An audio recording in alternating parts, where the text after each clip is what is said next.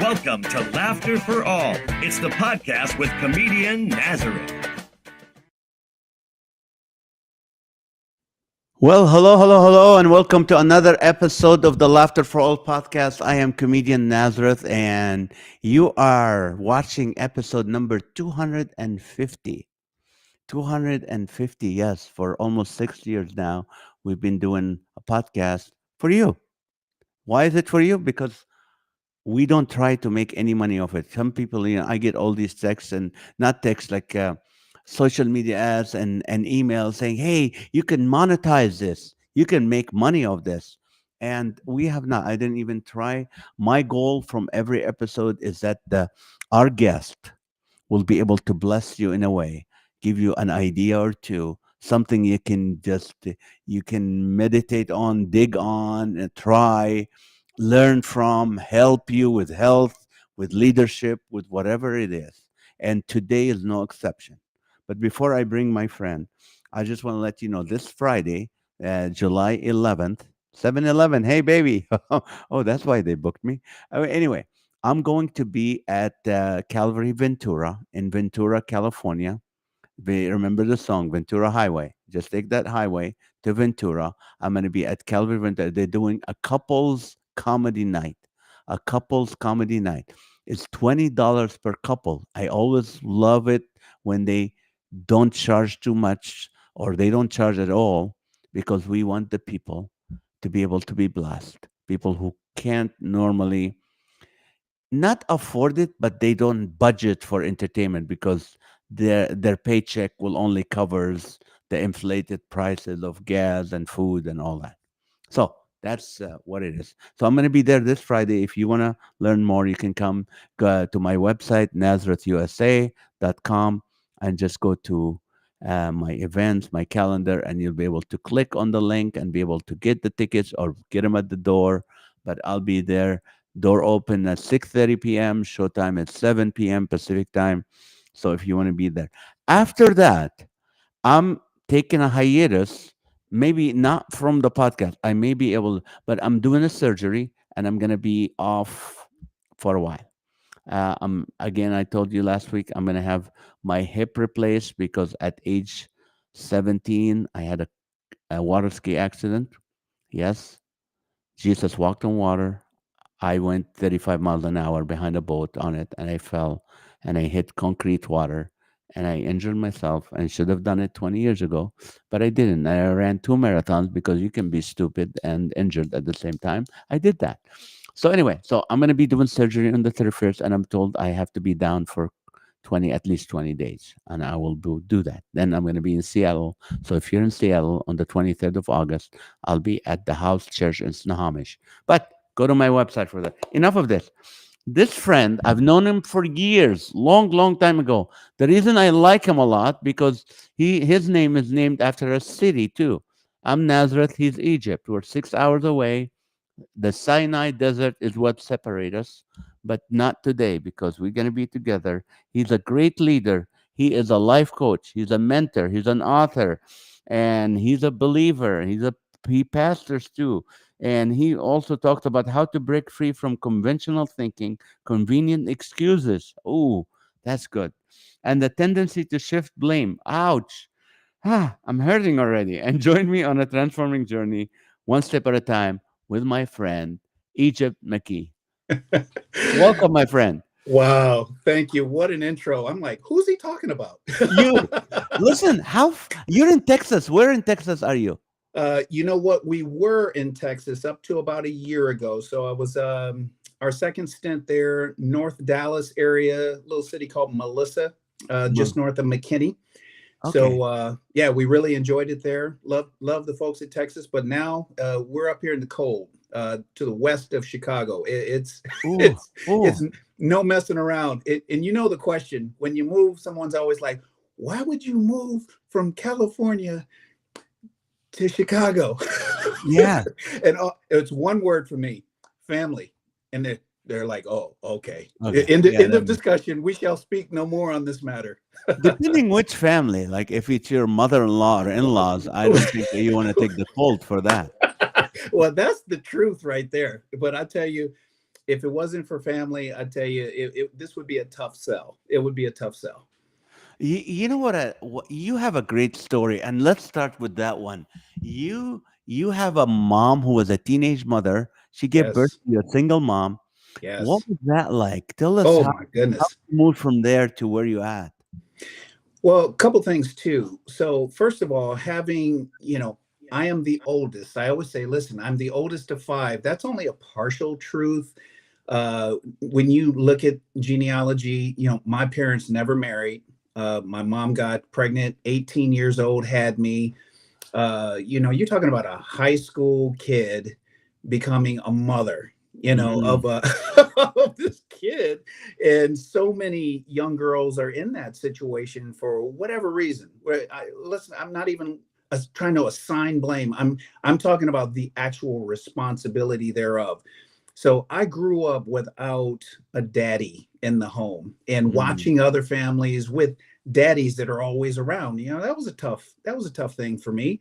I looked at that, levels of jealousy, not gonna lie, disappointment, always asking the questions as I grew older, when's daddy coming home? And the cover mm. story was always, kind of like Johnny Appleseed. Well, he's out growing apple trees all across the country, and he's chopping down wood, and he's going to build a big house. And Right. whatever the story was for the day, eventually come to find out that story didn't really hold water. But the truth is I did have a very strong male father figure in my life, and that's my late grandfather. And Mm, that man, to this very moment, to the last breath I breathe on planet Earth, instilled daddy in me, the office of daddy, the office of the mm. father. It's like the presidency. he's Right. he's like the epitome of what it was to be a man, and he believed in me. I'll never forget the first things I memorized really was the first 5 books of the Bible. That was because of him. I remember when you used to think Job was a job. Yeah. It's like that was me. I'm like, what kind of book is this? Job? I got to go get a job to read this. It's like That's that's funny. Yeah. so. All kidding aside, I love my mom, and watching her struggle through life, raising my younger sibling and I, and making poor choice after poor choice after poor choice. The residual effect is, it's like you talked a little bit earlier about a water skiing accident, and I remember learning to water ski. I'll Mm. never forget, sometimes you're going across, there's different grades of water. There's the glassy water where you have all the confidence in the world because you feel like you can do anything out there, and it's Right. no resistance. And then there's some of those things, you're like little floating pieces of wood, and you kind of trip over those things. And then sometimes you actually fall in the water on choppy water. Whoever said that water was soft is a liar. I want to talk to them right now. I got a few Yeah. words for them. you know, Water is not soft. It hurts. It And hurts. in life, it was very similar. If my mom made a poor decision, the residual effect, it was like I was being towed behind her. And her decisions, and men coming into her life, boyfriends for short periods of time. And I saw that didn't kind of add up 2 and 2 until later in life. Mm, But I became very angry, not gonna lie, angry. But you never would have known it because I projected my anger in other ways. And the best way for me to do that was through sports, or through to bury it with my friends. Just mm, kind of blend in, learn to adapt, kind of like the mm, chameleon, just regulate my body temperature to whatever the surrounding area was for me. And I'll never forget, I grew up with my late grandmother was physically violent. She's just physically abusive. And, this is back in the day when, not only could your parents spank you, but if you got out of hand, your neighbors could spank your you. neighbor can, yeah, the Exactly. mailman It's used to like, spank us. wait a minute. It's a block party. Everybody's pulling out a belt and spanking me now. So you learned respect early on. Like young people today, they don't get it. they really don't get it. They think that you can go about, talking one way or the other. They have a attitude on social media, and then they have a different attitude in real life. But everybody knows you don't go talking to grandmothers and grandfathers and adults in a certain way. You'll lose your teeth, Right. or my grandmother used to always say, "I'll knock you in the next year." I was always afraid of the future. I always thought she would knock me into the future, and I would never get That's back to calendar abuse right there. Exactly. Now, don't mind me asking you, Egypt, where did you grow up? What city? Were you in Yeah, California? East Cleveland, Ohio. Yeah, East Oh, Cleveland, oh. Ohio, up until I'd say my formidable years, up to about sixth grade. And then I relocated with my family. We relocated to west suburbs of Chicago. So that's where the Chicago kind of brand comes from. It's Mm. just that this isn't a random location for me. I did go to grade school, junior high, high school, graduated from here before, enlisting to the U.S. Air Force for 4 years and served. Mm. But this area, I thought when I left, I wasn't coming back. But about that. so here we are. You're back. Yeah, absolutely. We're back. But having lived in multiple places across the country for significant periods of time, over 20 years in Southern California, I love, still have family there, have a lot of friends there, a lot of ministry connections, a lot of connections out there. So it's my second home. No So one how has. did you get rid of the anger? You Oh my said, goodness.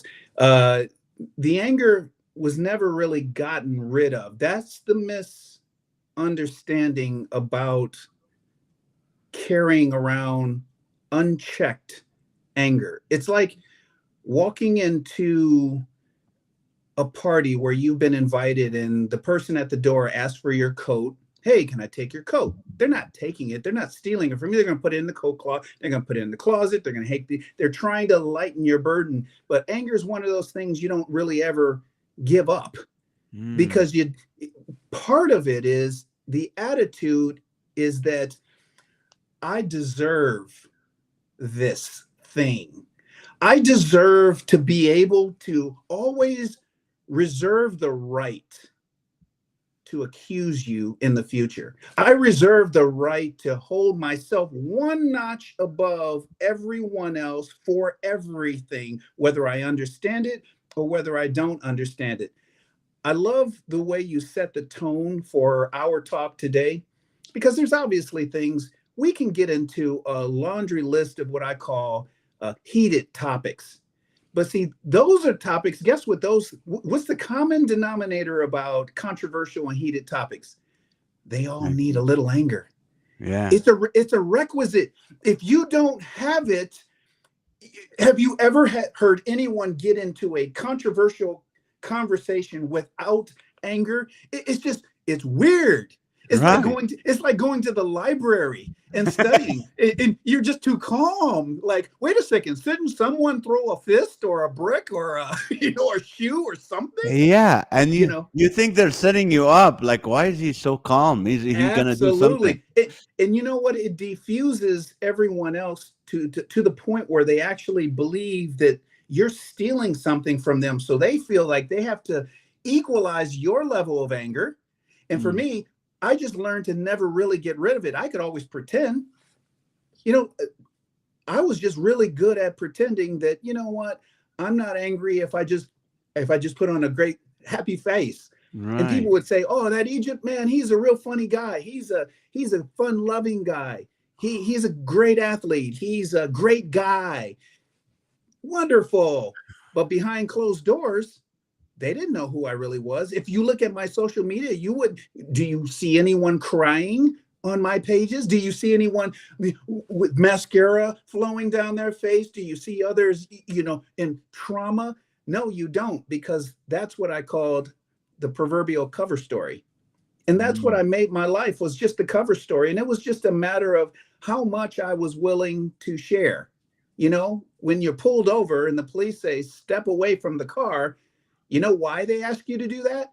They aren't doing that because they want you to show them the next line dancing technique. They're doing that because they need to separate you from the large mass that you could conceal something.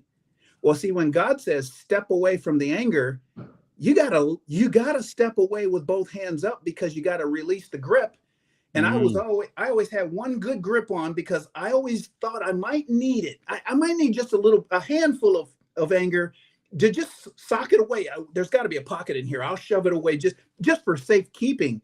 mm, But God doesn't really work that way. And what ultimately happened is that anger kind of festered over and it grew and metastasized over the years throughout my life.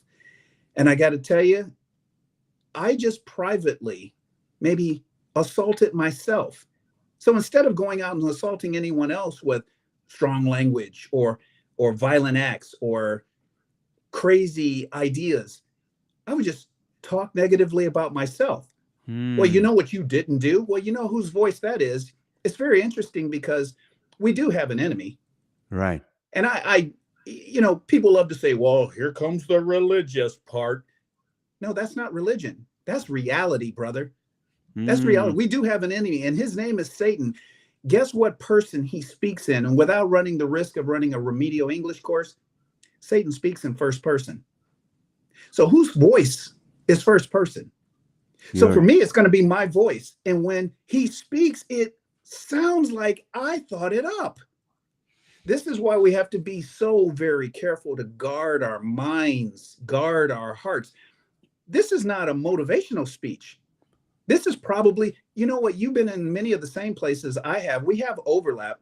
yeah. Now, I don't speak a routine speak in the sense of present, perform, facilitate a routine that a comedian would.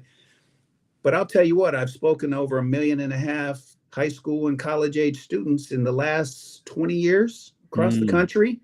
yeah. 1.5 million. Let that number soak into you. And I got to tell you, there is something that happens when people hear.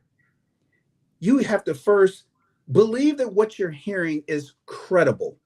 Mm, That's how you know that it's interesting.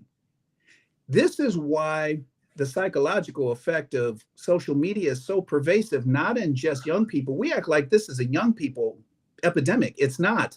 It's a people epidemic because we are all drug addicts of dopamine, hyper dopamine release because we start out. How many times have you started out in your feed and you said to yourself mentally, you never even said the words out loud. You're like, oh, I'll just check out a couple. You said that thought in your mind. I'll check out a few. Meanwhile, 2.5 hours later, you're still flipping still through, flipping. and, Yeah. and you're like, one more, just one more. How many times have you said that? Just one more. You see, anger is the same way. If I can just assign blame, if I can shift responsibility elsewhere, this is why it's so difficult for men, for boys to become men. It's not just the absentee of fathers in the home. That is significant. Let there be no misunderstanding. But it's outside of that. This is why we have so many men in the workforce, or the lack thereof, the workforce, that are acting passive. They're not Mm, acting within the role for which they were created. They would mm, prefer to be an observer. And you know what's interesting about observers? Observers have no roles and responsibilities, but observers get to be critics. They get right. to be critics. When was the last time you saw a movie and you said this line? You know, that's ridiculous. Now, let me tell you something. No one in their right mind is going to jump off a building, land on their feet, and run another 3 blocks. I mean, we say silly things like that because we're outraged that it isn't even close to reality. But we have 30 other people in the theater who are not saying that because they've accepted that this is the dynamic of the film. But for us, we're not accepting that that's the dynamic in the same way that there are many men who won't accept the dynamic that you are uniquely created.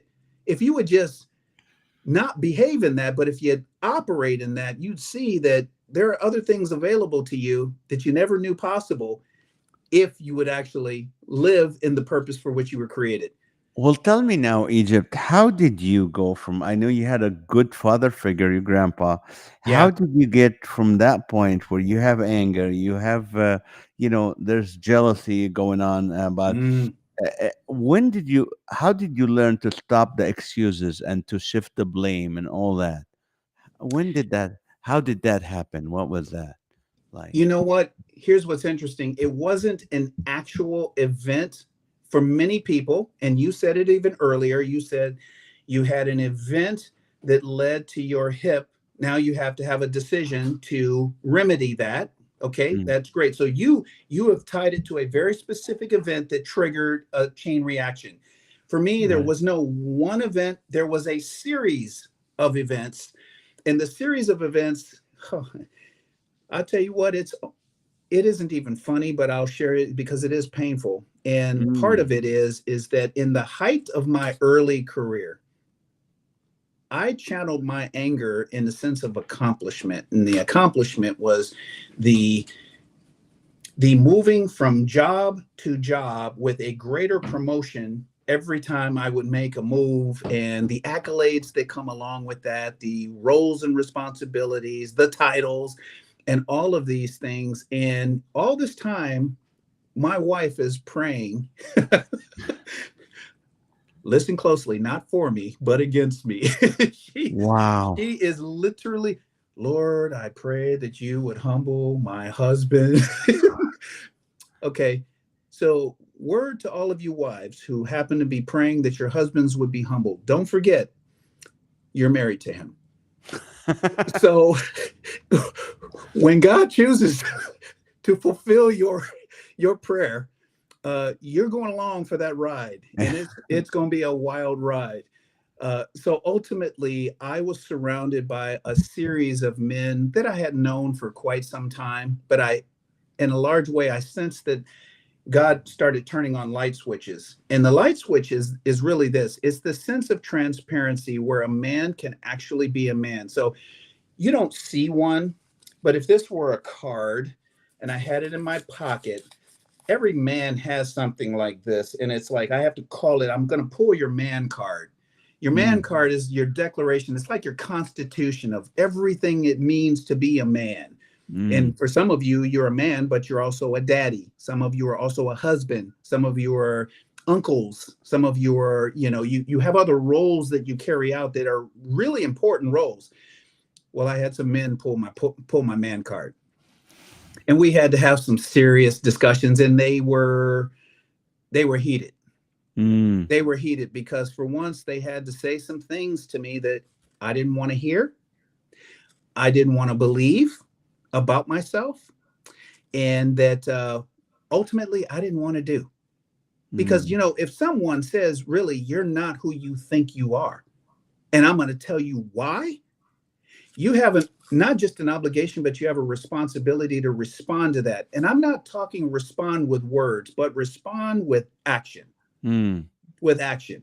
And we don't have enough people in this world because we think when a person says, the arrogant person says, you know, I'm a truth teller. I just tell it like it is. I'm Uh-huh. like, no, you don't. You're just a mean person. You don't tell anything like it is. You just run off at the mouth. You love telling others how you would like it to be. Wow. You're not speaking truth. You're just a mean person who's venting your anger in a way that you packaged it to look like it's a divine attribute. There's nothing divine about that. God's blessed me with the gift of gab. No, you're just a gossiper. It's like, wait a Yeah. minute. Like, what are you talking about? So these men pulled me aside, and my response was not delayed. It was immediate. It was Mm, immediate. Okay, that's going to change. And it's not going to change on my watch, meaning I'm going to do something, because I'm pretty good at trying to be orderly. I'm mm, pretty good at getting my ducks in a row. And remember what I told you leading up to this, I had learned how to mask, learn how to pretend, learn how to appear to be. Anyone can be very good at pretending. right. But at the end of the day, it's not what the public thinks. There's only one that matters. I'm standing before an audience of one, and that is, will I stand before my creator? And Mm. will he look at me and say the words that I long to hear? I'll tell you what, if the Lord takes me in the middle of this show, which would be quite dramatic, Yeah, might we add, we I would don't, have to find we another can, guest yeah, for the rest of the show. we're going to cut to commercial and bring in another guest while Egypt's off to heaven. Thank you. Appreciate it. Listen, it is the words I long to hear. Well done, good and faithful servant. Enter into the kingdom of my joy. As a side note, I mean, we're living in real times, are we not? You know, how many of these adults and young girls just passed in this devastating flooding taking place in Texas? Yes. And I'm looking at the pictures, and it's not about an emotion. I'm praying for them as if they were my very own children, as if they were my own wife, as if they were my own grandchildren, as if they were my own life. We have lost the sense of responsibility to our own selves, which makes it very easy for us to not have respect for our neighbor. Yeah. You know, it really is math. If you didn't think God was in the math, something's wrong with every single person that God doesn't think math is important. He wasn't kidding when he said, love your neighbor as yourself. And there's not a problem with that, but there's a problem in the application. The application problem is that we don't love ourselves. So what do you think it does to the first part of the equation? If you don't love yourself, you're going to treat your neighbor exactly like you treat yourself. Well, if all you're going to do is go around complaining about your weight, about your IQ, about that mole on your cheek, about that, you know, that soreness in your arm or that limitation you have physically, if all you're going to do is complain about God's divine creation, and how do you think you're going to look at your neighbor? With the same level of unjust? Notice I didn't use the word unfair, because fair is only fair in the eyes of the beholder, but unjust retribution in assigning that same kind of criticism to other people, that quite frankly, it should never be that way. And here's what's sad.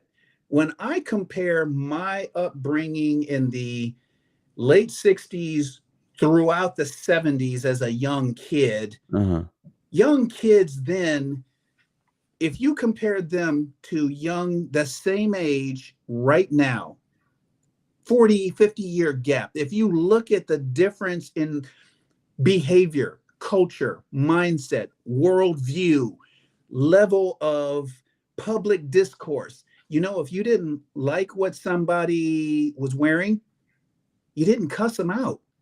No. If you didn't like the way someone, they liked broccoli or Brussels sprouts and you don't, you didn't make fun of them. If you didn't like the way the car they drove, or if you didn't like where they lived, if you didn't like their hairstyle, if you didn't like how they voted, if you didn't like the church they went to. I mean, there's so many things to not like. It's so easy to not like something. You didn't step out of your skin to voice that, because inside voices is something that we need to be practicing a whole lot more than we do today, because just because you can say it doesn't mean it needs to actually be said out loud. Right. And we haven't learned that. We haven't mastered that. And that's what happened to me. And that sparked my getting into high schools and college university campuses and being on that circuit for so long. And I still have a great passion for that. But the reality is even that landscape has changed so much. It's changed so dynamically that the rules that have been put in place are even literally unjust to have a guy like me even come in and teach on leadership. Because for me to teach on leadership, you have to have a founding principle for how you teach leadership. I'm not teaching behavioral modification. I'm not teaching to be a good person. Being a good person doesn't benefit you in any way, shape, or form. Why be a good person when all the bad people are the ones being rewarded? That's the argument. That's the argument right there. Why be good when all the bad people seem to be winning? When all the cheaters and the liars and the thieves and the deceivers are the ones they seem to be winning. But the real question is, are they? Are they winning? Because I would argue they're not winning. They're not. They're not winning in any way, shape, or form. And just because you have access to something today doesn't mean that it's sustainable. It doesn't mean that it's right. And it certainly doesn't mean that it's actually building up other people. See, I always say, listen, I don't build buildings, but I do build up people. Mm. I'm really good at it, and I don't even like to take credit for me being good at it. It's just that God's put me into a lot of wrecked relationships in life. So you only have up to go. Right. It's And you like know what? when That's you a go good low. point. You mentioned something I want to emphasize a little bit earlier. Is you said it is always the observers that don't do anything are the ones who are criticizing the ones that doing something about it. And they Indeed. feel the need to say it. And sometimes, Absolutely. when you're busy in ministry or busy trying to build people up, you're not looking at what other people are doing and criticizing them because you're busy, Absolutely. you're doing your work. But sometimes you see the ones, and sometimes, as comedians and stuff, you get sometimes, like you say something biblical or something, and you get people criticizing, and oh, you're a comedian doing the church and stuff. Have you came to my church, and have you came to the church and seen me what I'm talking about? Have you ever been to my events? And then you start responding, and then you go, I don't want to waste my time with someone. Now, if you come to me and you criticize me, well, you have credibility. You spoke to 1.5 million students. I'm going to listen to you. So it's Yeah. all. So that's a great point. It's like if people are criticizing you guys or watching or listening and stuff, Mm, and they're just observers, they haven't been in your shoe, they haven't been in your field, then right. you know what, don't waste your time with that. But there's some people that they will criticize you, but you have to listen to. And I remember when I was long time ago, a pastor, he said, oh, that kind of bit, that's really it's very funny and it's nothing wrong with it, but as a Christian, I go, and he's like, and that's why we're not going to have a comedian. And I said, well, listen, I'm new at this. I was still a new believer. I said, Right. I'm a new believer. Would you let me know what it is? Because my desire is not to do stuff that people don't like. And man, we became friends, me and this pastor. Wow. Yeah. But you get observant, and right now on social media, you write something, respond to them, say, hey, I don't think you understand. My goal is to bring people to Christ. And then they criticize more and more. Right. And I go, why am I wasting my time with this? So tell me how you build a leader. Let me give you the Mm, scenario. A, sure. an older son of a single mom who didn't have a father. He had a father figure, and he's angry and he's upset. Hmm. And he comes to you, and you're a coach, you're a life coach, you're a leader builder. Right. Where do you take him from here? What do you do? Where do you start? Where do you go with that? So here's what's interesting. You have to first find someone who actually cares. And they're not going to come in the package that you think they are. We all think, okay, we've got to run to the safest place on earth, got to run to the local church. There's got to be a youth pastor that'll take this on. Many youth pastors are ill equipped. I was a youth pastor for many years. They're Mm, just ill equipped to be able to handle a lot of the actual devastation that happens in an angry single boy's life that's trying to find his way. And he's highly impressionable by a couple things. One, he's impressionable by those in his immediate sphere, meaning his pals, his buddies, his crew. Okay. But he's also highly impressionable by his inner sphere. That's the digital version of himself. And that's the isolation that was propagated by one of the greatest experiments on humankind, otherwise known as COVID-19. You mm, remember what that was like when we were told you can't leave your house? yeah. No one really thought for what's going to happen to people in general when you isolate them within a confined space. Did you think that you actually had to have bars on the door to be in jail? No, you could have a very nice house door and be confined to home confinement. And after a while, you're going to change that tone from, hey, I want to spend more time at home, to I can't stand my home and I'll do anything to get out. And it increased all kinds of addictions, compulsive behaviors, from lust, porn, alcoholism, uh, domestic abuse. I can go through the facts. I'm Wow. speaking to you the facts.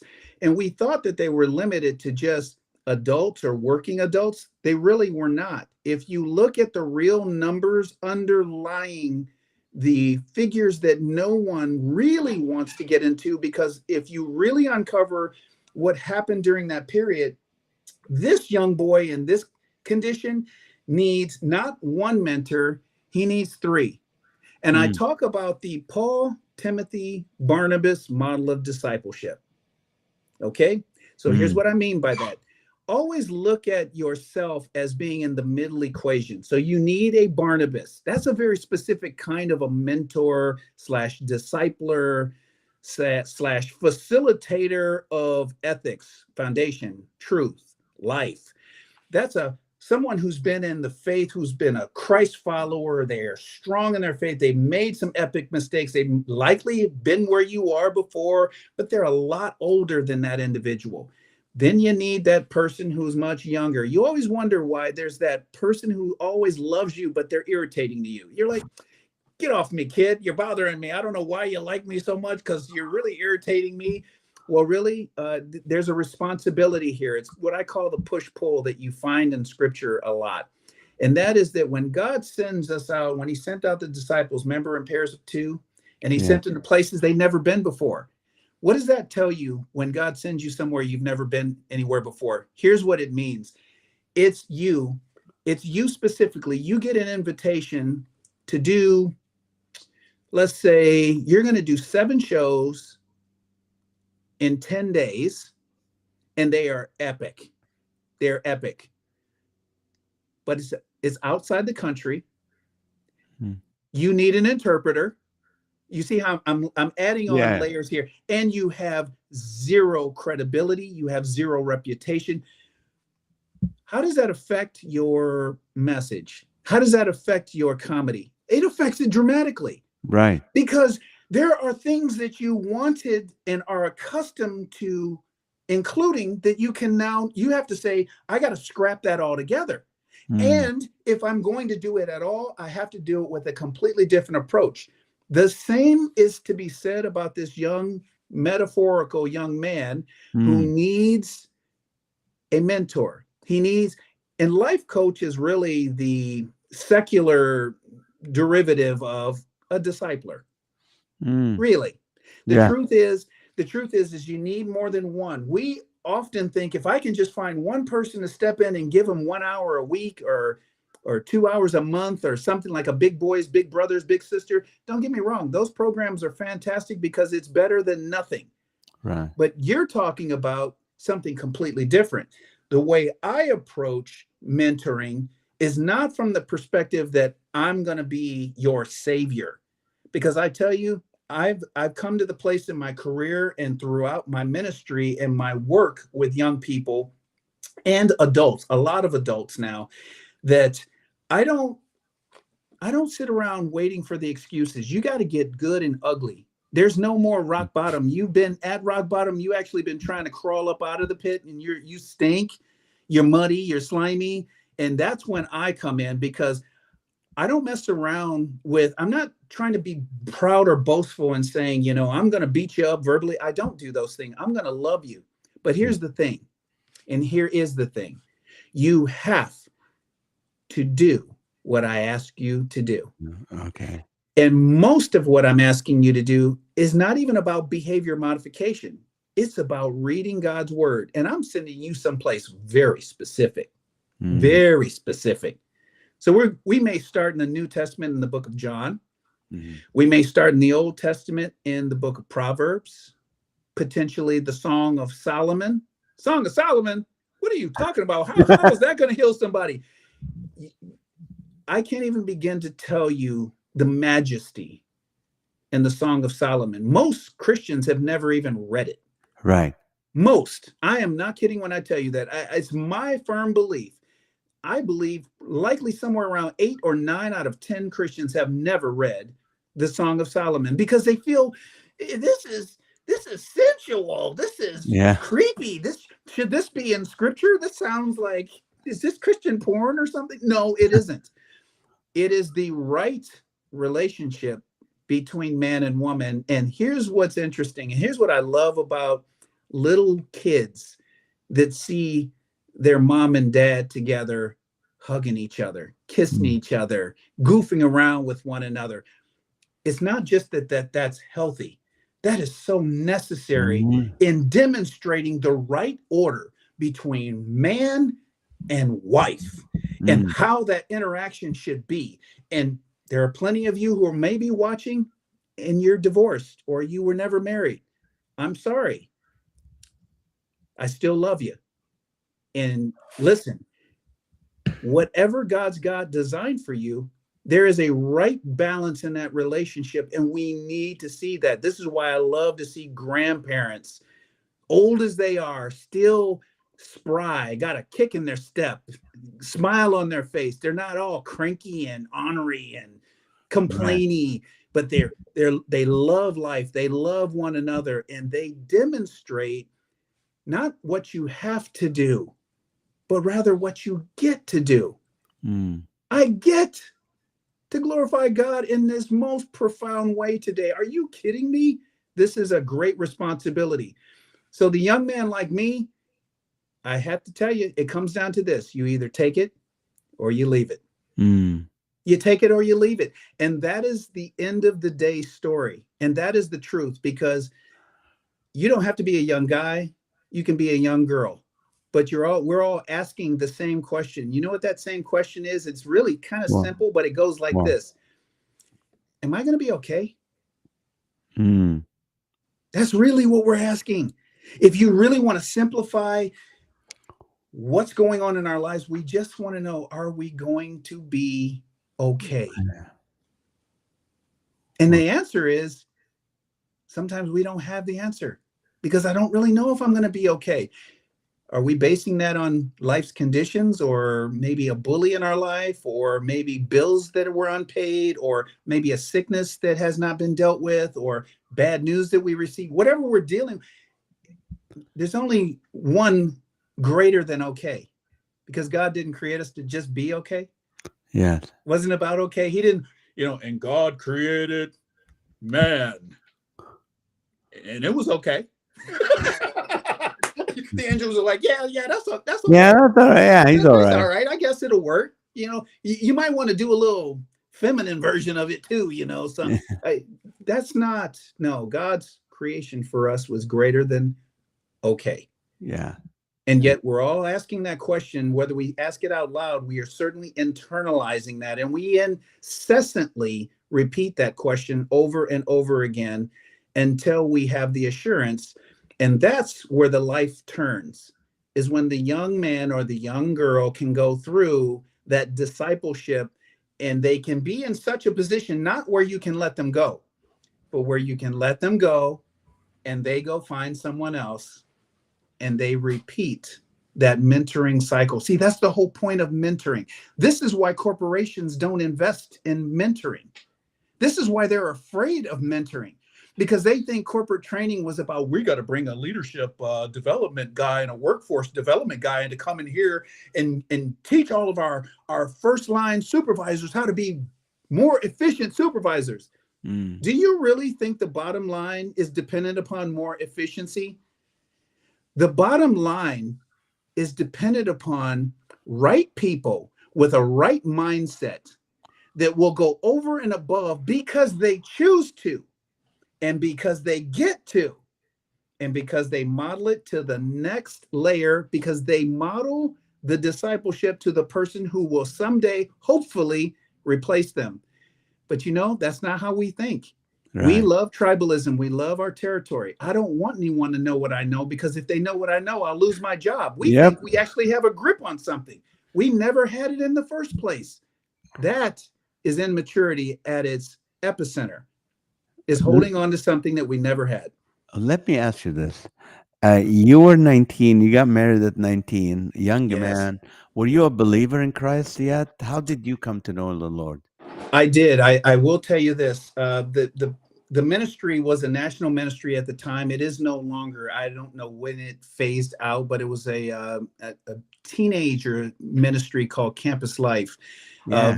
Very prominent here in the Midwest and the Chicago area for sure. I was a part of that in my last 2 years in high school, and some of those friends and some of those leaders, believe it or not, I'm still connected with them. As a matter of fact, I just Wow. met a couple of them for lunch within the last month. That just tells you the relationships were so ingrained in me over the decades. I still hold fast to those relationships, and they mean the world to me. And yeah, campus life changed my life. So yes, I was a believer.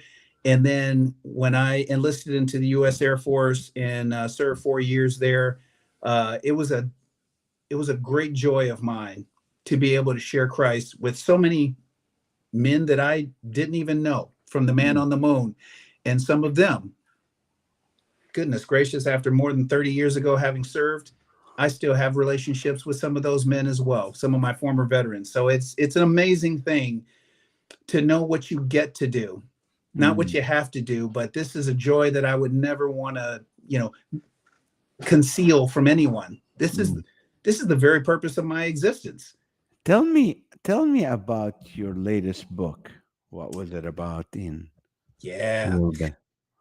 Well, my first book, interesting enough, was published in July 7th, so 7707. That was an intended thing. It was called Life, the Struggle Within, which was really a collection of sermons. Quite frankly, I put several of them together in somewhat of an easy to read format, a devotional format. And I had written the second installment of that book, Life in the Middle Seat, which I haven't published, but it is edited and it's ready to go. And it's an interesting thing, because you could say, well, how come you didn't publish? I just really hadn't felt like it was time yet. And I'm really thinking about the format for doing that, whether I should go with a standard publisher like I did before, self-publish, or even an EPUB version and just give the thing away. Ultimately, I want to encourage people. I want to see people become their intended, created purpose. That's my whole point. But the book I'm working on now is purely about the leadership of men. When I hear people describe the state of the union today, I'm not referring to the political aspect. I'm referring to just the condition. If you took a pulse of America, people always say, we're such a divided people. And I'm like, are you done yet? Because I don't buy that. We're not a divided people. You act like this just happened. You act like this is different than, say, 1950, or was different than 1890, different than 1790, different from 1620. We're not a divided people. What we like to do, we love our excuses. And this is where the excuses come into play. So what I have done is I've taken the prongs of the deceitful language of man, and I've taken the biblical principle of Psalm chapter 139.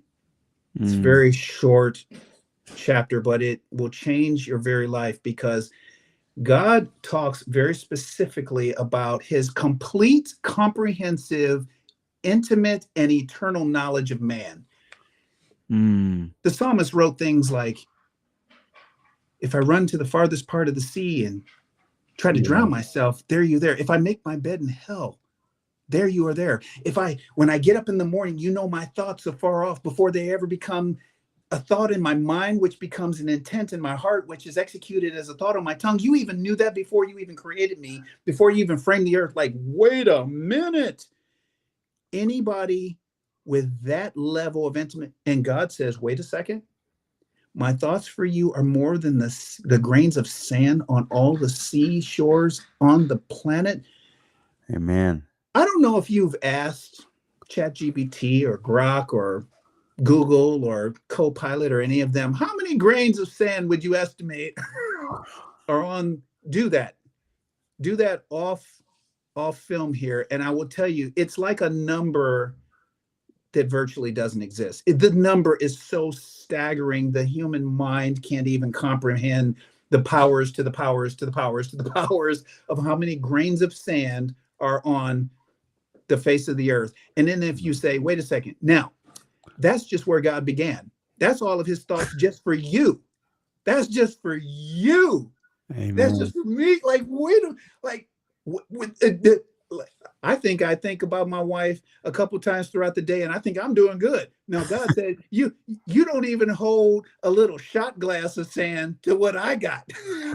I said all of the grains. That's just the beginning part for him.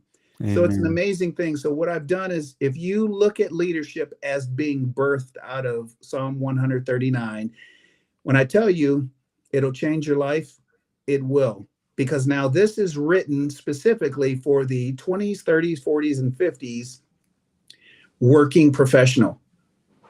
Now I'm rising up out of the school, and now I'm trying to speak directly to men and women who are trying to answer the proverbial question, am I going to be okay? And how do you know if someone's really okay if you don't really ask the question, well, what do you think a police officer is concerned with mostly? If you never really thought about it, well, wait a second, I think they're concerned about their safety. Do you think that's fair? Yeah, I think that's fair. What do you think a chef that opened his own restaurant is most concerned about? Probably that everyone will like his food, and that all it takes is one critic to totally derail his entire business and his life's dream. What do you think that a pastor is most concerned with? Oh boy, wait a second. Well, he doesn't want his congregants to be mad at him. Let's be honest. Of course they would say, I don't care. No, you do care, because you're a shepherd and you want to do your work with excellence, and we should honor that. But there are all these other distractions in life, and they happen in our periphery. You see how my hands are just enough from my side? I don't see them with clarity, but I know they're there because I have a periphery vision. And that's the perspective from which I wrote this book on leadership. And I love many of the things, like John Maxwell, some of the great leadership writers and teachers, the late Billy Graham wrote on leadership. And obviously you would expect from both of them, because they are both pastors, to write from a biblical worldview. But there are a lot of secular writers who write on leadership, but they write from the perspective of behavior modification. When you behave in such a way, you should be rewarded with a certain reciprocity that comes with that. Right. And I say that's a dangerous thing when we live in the world of reciprocity, because oftentimes we feel good when someone who is good is rewarded. But how do you feel when that model is flipped, when someone who is good is punished? Wait a second, that's an injustice. What about when someone who is bad is rewarded? Wait a second, that's an injustice. You see what I'm saying? So the world of reciprocity is a dangerous place to live, because then we think we learn some unspoken truths about do unto others before they do unto you. Wait a second, that's not what the scripture says. Or do unto others so that they will owe you a favor. Whoa. Now that's an unspoken, but if we don't call it out, if we don't teach it, if we don't model it, and if we don't cultivate biblical principles of leadership, we're never going to actually stand on principle when we're tested. Not if, but when we're tested. Okay, let me ask you this. How can people, number one, get a hold of the book? And number two, how can they book you to come and speak to their group, to their men, to the leaders, to their school? How can people do that? I'm going to run a couple here that makes it so very simple. What I've done is I am in a convergence here of changing the way I communicate with the world. First thing is, there's a reason why Facebook, Instagram, YouTube, X, TikTok all exist. I'm connected on every single one of them. There is only one Egypt Speaks. There's only one. And if you type in Egypt, other than the country, you're going to see my face plastered all over the place. Speaks. Okay. Egypt Speaks. So you come to, facebook.com/Egypt Speaks. The same at YouTube. Egypt Speaks. It's very easy to get a hold of me. I will take those connections direct from there. I'm overhauling the ministry website. I deactivated it for a time being, because I really want to push everyone toward our social media content. To me, that's really more important to the brand of who I am, and not the brand from a monetization standpoint, just the brand of the messaging, rather than bring you to an off-site, website. go to the social media where you've already been anyway. No one really wants to leave their social media portal. So why Right. don't you just stay there? I'm already there. I've been on all of them for goodness gracious decades now. Perfect. Thank you so much, Egypt, for being on the Absolutely. show and taking the time. A lot of nuggets. I mean, I wrote 1, 2, 3, 4, 5, 6, 7, 8 nuggets of wisdom. So I'll be watching this again myself and trying to learn more from it. So thank you for what you do, and Thank you thank for you for having me. coming I on the show. appreciate it. Again, guys, Egypt Speaks as a website. If you go to Google, Egypt Speaks. If you go to Facebook, Instagram, all of them is Egypt Speaks. Yes, So indeed. hopefully, pastors, leaders, you need this man to come and speak to your men and to make leaders. So thank you so much, Mr. Egypt. God bless you, Awesome. brother. Awesome. Thank you. All right, guys. Thank you for watching. Please let someone know. Someone who has maybe a teenager, someone who is, you're praying for your husband for humility or whatever, or talk to your pastor and say, we need to bring Egypt to speak to our church, to our group, to our men's group, to our to our I don't know if he still does schools, but you can reach out to him and let him know what you have, and I can guarantee you he will really speak into their life. So thank you guys for watching, and let people, if you want to let your friends know about the podcast and they can follow it. Thank you so much for watching, and God bless you. Good night.